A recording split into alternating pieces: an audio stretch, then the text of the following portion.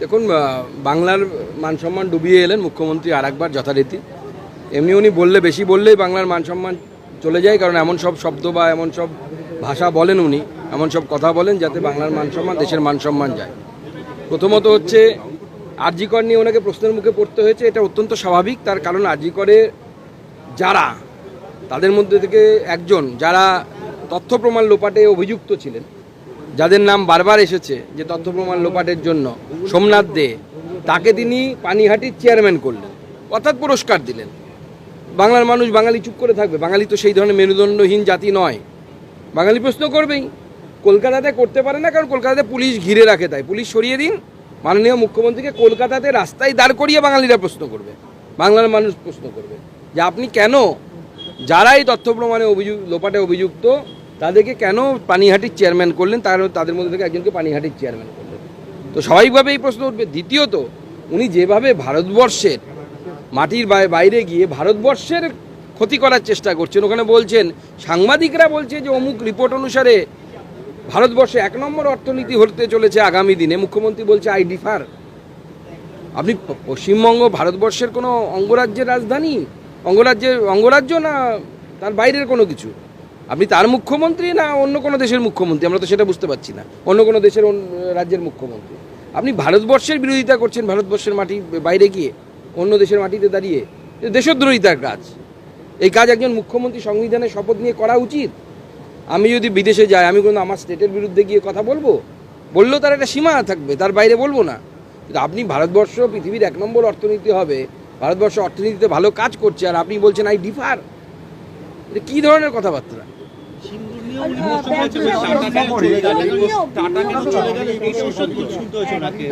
দেখুন, টাটা চলে গেছে, এটা পশ্চিমবঙ্গের জন্য অত্যন্ত খারাপ ঘটনা ঘটেছিল। আজও তার ব্যাকল্যাশ, যাকে ইংরেজিতে বলে, তার প্রভাব আজও বাংলার শিল্পায়নে বারবার পড়ছে। এই 14 বছরে আমরা মুখ্যমন্ত্রীকে একটিও শিল্প কলকারখানার ফিতে কাটতে দেখতে পাইনি এখনো পর্যন্ত। আগামী দিনেও দেখতে পাবো কিনা আমার যথেষ্ট সন্দেহ আছে। তবে এটা ঠিক, আমরা প্রতিশ্রুতি দিচ্ছি যে ভারতীয় জনতা পার্টির সরকার 26-এ গঠন হওয়ার পর আমরা টাটাকে ফেরত আনবো। এবং টাটা যেরকম উত্তর পূর্ব ভারতে, যেখানে কেউ ইনভেস্ট করতে যাইতো না এক সময়, মোদিজি আসার পর পুরো সিনারিও চেঞ্জ হয়ে গেছে। সেই টাটা আসামে বিরাট বড় একটা সেমিকন্ডাক্টর হাব তৈরি করছে। ভারতবর্ষে 2টো হচ্ছে, তার মধ্যে একটা আসামে হচ্ছে। আমরাও আগামী দিনে এই ধরনের ইনভেস্টমেন্ট টাটার সাথে কথা বলে পশ্চিমবঙ্গে আনার ব্যবস্থা করব। টাটা আবার ফিরে আসবে।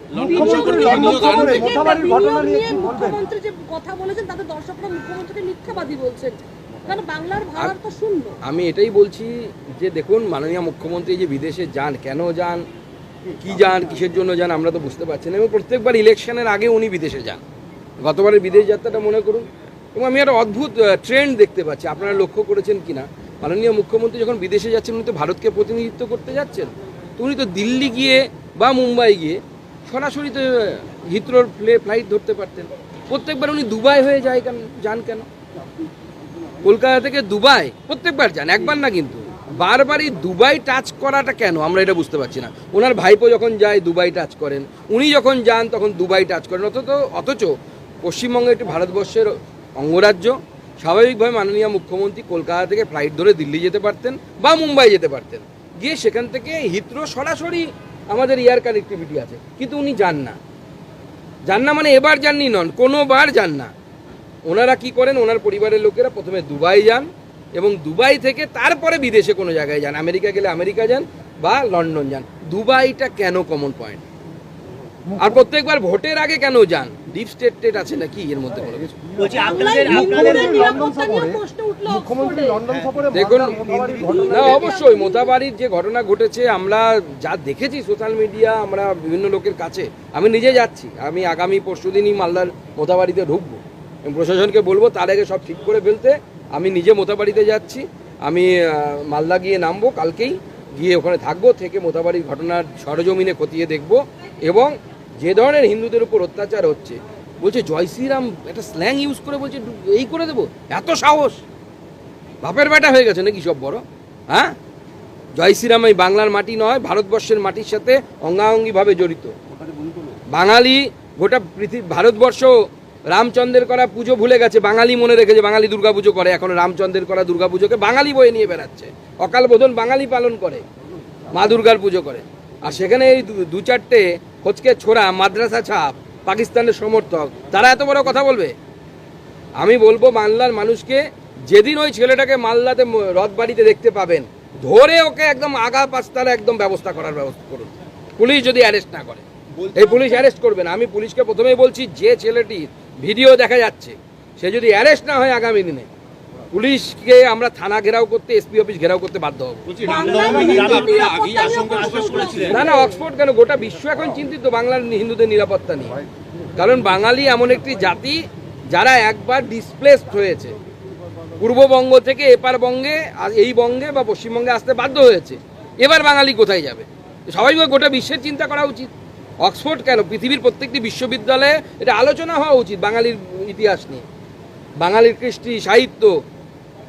আমরা ছোটবেলা থেকে কবিতা পড়তাম, গল্প পড়তাম, লেখক পরিচিতি, লেখকের বাড়ি কোথায়? অধুনা বাংলাদেশে। এই তো বাংলার ইতিহাস, বাঙালির ইতিহাস।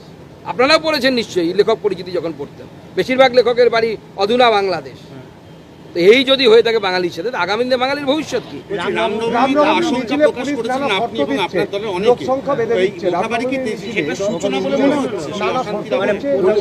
আমি পরিষ্কার বলতে চাই প্রশাসনকে, আপনারা কি মহরমের জুলুসে, মহরমের মিছিলে লোক সংখ্যা বেঁধে দেন? যদি ওখানে বেঁধে দিতে না পারেন, তাহলে হিন্দুদের রামনবমীতে বাধার অধিকার আপনাদের কে দিয়েছে? হু আর ইউ? হিন্দুরা হাজার হাজার বছর ধরে রামনবমী উৎসব পালন করে আসছে, হিন্দুরা তাদের মতো পালন করবে। আপনি কে বাবা? কোন হরিদাস পাল? আপনার কিছু বলার নেই। আপনি যদি